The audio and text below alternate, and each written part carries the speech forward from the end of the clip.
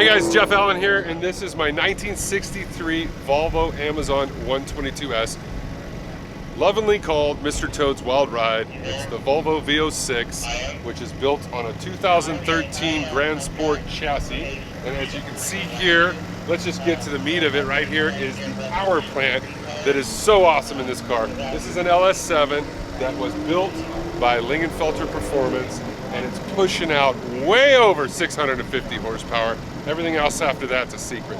But as you can tell, what we did with this car was we set out to use every little piece that we could on the existing 2013 Corvette platform, because actually that's a good car to go out and road race and autocross and drag race. It's just an all-around good car, a good platform to use. So all the suspension underneath this car, in fact the full frame of this vehicle is the 2013 Corvette. Even the tub, even the inner fenders here, we incorporated these into the Volvo build. Challenges that we had going into this were pretty minimal because we'd done a lot of homework on wheelbase and width, and we knew that the Corvette frame was just about an inch wider than the Volvo door sill plates. And I wanted it to fit perfect, like it would as if you had a Volvo and you opened up the door. So I'll show you what I'm talking about. I wanted the frame to come up right through here, and as you can tell, this is the bottom of the Corvette frame, and it sits right in through here. So what we had to do to achieve that was we had to shave an inch off the frame on each side, and then we went back and plated it. And I didn't just want to plate it with the same thickness that GM did, because I knew we were changing the integrity of the frame. I wanted to use double. So I probably went a little overkill on it, but I didn't want this thing to twist or bend once I got that bad boy under the hood hooked up. So that's one of the challenges we had going into it. Originally we wanted to start with a Z06, but everybody knows how they're form pressed, the frame, and it's an alloy. And we knew that might be a bear to sit there and weld on. So we went with the Grand Sport, gave us still that wide stance. We made sure it had a Z51 performance axle ratio. Some of the other equipment was real important to us to start with. And then the other thing that kind of threw us for a loop, and it was fun to try to, sometimes when you're building crazy stuff like this, the most important thing is the build, and it's like enjoying the journey. So when we got the car, the motor in, it's a dry sump engine, like you guys know, like you would run in a Z06 or ZR1. Well, this car never was designed to have that kind of room or anything else. And in a Corvette, you have plenty of room in the fender where that stock location would be. Yep. So for us, we had to kind of customize it. So literally, the oil container is right mounted behind this fender. Okay. And then we have this auxiliary one right here so we can check the oil from inside there. Oh, that's cool. Yeah, it was the only way we could figure out how to do it, because otherwise, if we didn't do that, everything else is trapped behind this fender. Then we also mounted, all the computers are running on top of this, in between the fender of the Volvo and the inner fender of the Corvette. Because we wanted to keep every component of the car as real as possible, down to power windows, power locks. The key fob works just like it would on a Corvette. The alarm works. Yep. The lights flash. Even the windows. Oh, this is another thing. I don't know if you can hear this in your camera, but we actually, on a C6, you reach your hand in and you push a pad, to open the door. We took those pads and we mounted them behind the doors. So you'll see we don't have any keyholes. But if you listen real carefully, when you open the door, you can hear the pad. Hear that? Yeah. So it's a complete Corvette door mechanism. Oh, that's cool. Plate, everything is just like that. And then what we did in here was, I wanted to do something more racer like the Porsche RSs, so I did the hinge strap. But this is the factory button. So when you're inside, Corvette button to unlock, right? Yeah.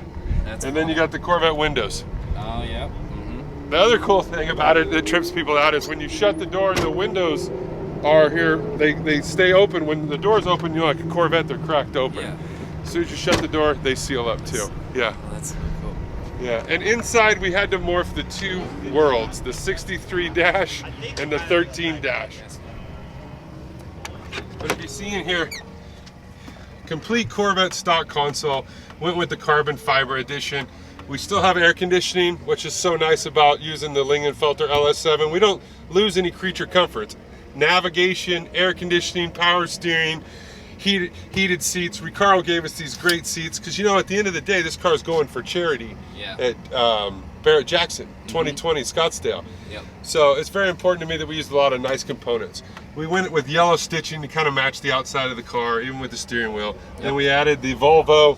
Everybody always trips out and asks me where I got this Volvo steering wheel. It's not. It's a Corvette steering wheel with a Volvo center cap. And we just measured the distance of that Corvette emblem, and it's exactly the same as a Volvo wheel center cap emblem. What? I know, right? How would I ever figured that out? But complete gauges, all the Corvette gauges work. You can see them all lit up right there. All the controls work, all the features work, even down to telling me what my air pressure is in all the tires. Then the kind of the icing You got all the dash work from the Corvette as well Yeah. incorporated. That's sweet. Yeah, integrated everything I could into it. And then on top of it, just a little, to give it a little bit of European flair, if you look up, we've got your plaid headliner. Oh yeah. That's what I call the icing on top of the cake right there. That's cool. Yeah, right? So because we do so much of the Optima stuff, we had to make sure that our trunk was finished out. A couple years prior, we built a car, showed up, didn't score so well in the engineering and design because we didn't finish out our trunk. So as you can see right here, this is set up, even incorporating the Corvette lights. So when I have it on the switch inside, when the trunk opens up, these lights will come on. Wow. And then I took the headliner material, Oh, yeah. finished it in for the trunk liner. So what's that light? Well, this was originally where you would have had your fuel tank. So this would have been the nozzle. You'd have filled up at the gas station here. Of course, the car would have sat a lot higher, but yeah, that's where you'd have filled up. So what I wanted to do is I didn't really want to fill in that spot. Yeah. I wanted to come up with something creative, and I thought, you know, all these Europeans always have these crazy lights off to one side or Do they something. have like crazy reverse or like Yeah, so that's reverse lights or something? that's what we did. We installed a reverse light in it to make it one, you know, kind of off to the side like that. That's pretty cool. Yeah. Then we had all the bumpers are powder coated Yep. all the way around. I don't like chrome. I don't know why. I just don't. But this is where you start to really see a lot of Corvette. When you see the exhaust, lower control arms, you know, the sway bar, and you can see the whole pan and tub underneath that. It's all Corvette. Oh yeah. Oh, 2013 Grand Sport there. Then, of course, you know, once you already have the Lingenfelter performance motor, you know you got all the power in the world you're ever going to need. Now we got to figure out a way to stop it. So I went to my good friends at Bear, Rick Elam over there, and I said, hey, buddy, I need to make this thing stop on a dime and make change. I'm going to be running an LS7 from Lingenfelter Performance, over 650 horsepower. I need to be able to stop.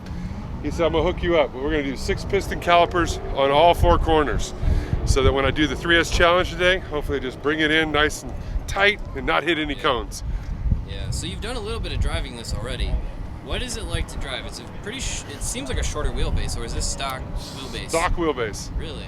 Okay. Yeah, that was the amazing thing of it, was when I originally realized how close these cars were. This car was an all original car I bought in Southern California, minimal rust, and we only found the rust when we went to cut out the floor pan. We had a spot about that big in the driver's side well. Other than that, the car had been meticulously maintained by a guy for 38 years. So I hope he likes what I did with it, right? But I had the car in my shop. It had a little 85 horsepower 4-cylinder motor with dual carbs, right? Yeah. It was fun. It was all stock and unique. One day I come in, I had an 831 horsepower to the rear wheel supercharged Z06, but it was a C5. As I pulled it in, I parked them right next to each other. I got out, I was talking to a guy over both cars, and I started to notice the wheelbase seemed to be really close. And I said, how interesting is this? So we got tape measures out, started Googling, and we found out that the C5 and the Volvo was only 1.5 inch difference. And I was like, whoa, we're onto something here. But when I was going to build it, I'm like, you know what, C5's kind of old technology. I wanted to at least C6 or better. C6 is actually 2.7 inches longer wheelbase. Hence how we had to move out the front. Yeah. But everything else fit like a glove, so I was very excited about it. Cool. Obviously, we had to flare it. Yeah. The Volvo I mean, wasn't going to be as wide. No. But yeah. Well, you got some massive tires on there. Oh, Look at this. totally. I You mean- have to if you're going to compete in this kind of show. These guys come from all over the world to compete in like LS Fest and Optima and King of the Mountain, and they're serious drivers. You know, you Yeah. take somebody like Lingenfelter's driver Danny Pop, he shows up to an event like this and it's like game over. So you got to come in prepared for war. Uh-huh. Yep. Yeah. So does it kind of drive like a Corvette? Or? No, totally. Okay. So it totally feels like a Corvette, except for it kind of throws you off when you're looking out the body and you're driving around because it just doesn't feel it. It acts a little different. Like on the road course yesterday, I got the first surprise, or actually the day one, Friday. Yeah. The windshield wipers were probably never designed to go over 120. So when I hit 120 on the straightaway, the windshield wipers were screaming, so that we found out that wasn't a little too aerodynamic back then for that. But other than that, it's been a hoot to drive, and it's really cool to see everybody, how excited they are to see it. What's the number one question you get on the car? Oh, first is, what is it? That's the number one question. Some people think it's a Mini. Some people think it's an old Studebaker. I've heard all kinds of things. A lady told me yesterday, big Corvette enthusiast, she said, I hope that I don't offend you, but your car belongs in a Harry Potter movie. So. That's cool. Cool. Awesome. All right.